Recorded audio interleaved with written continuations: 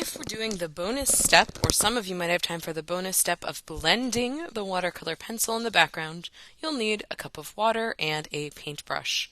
When you are painting with paintbrush, you want to use the smallest amount of water possible. Why is that? We want to keep the watercolor paint on the paper. If you use a lot of water, it'll scoop up some of the paint and it'll end up depositing it back into your water container. So I'm really not going to dip very often in the water.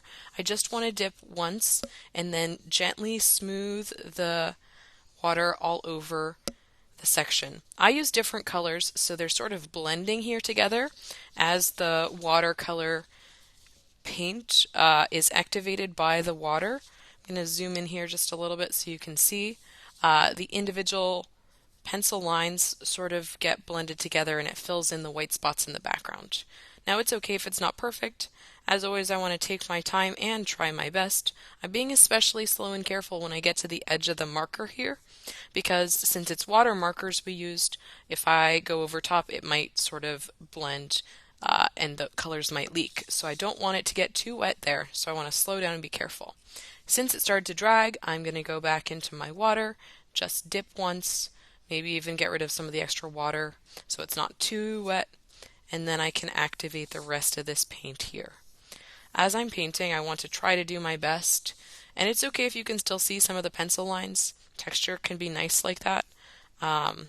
There's no right or wrong way to do art. Art can be about what you want it to be, and it's a learning process. I learn things every time I make an artwork. One of the things I'm doing as I'm painting the background is I'm actually rotating because I can then reach the part that is closest to me more easily.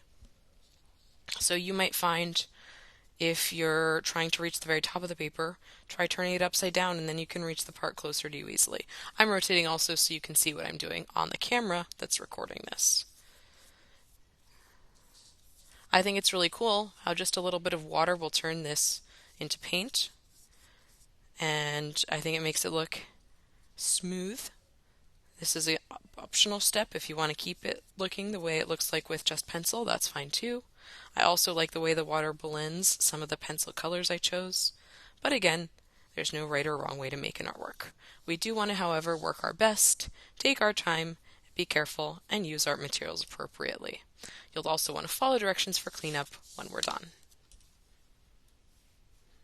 In this example, I've blended almost all of the background with my water, and I finished blending the background. Then I would follow directions for where to put this to dry.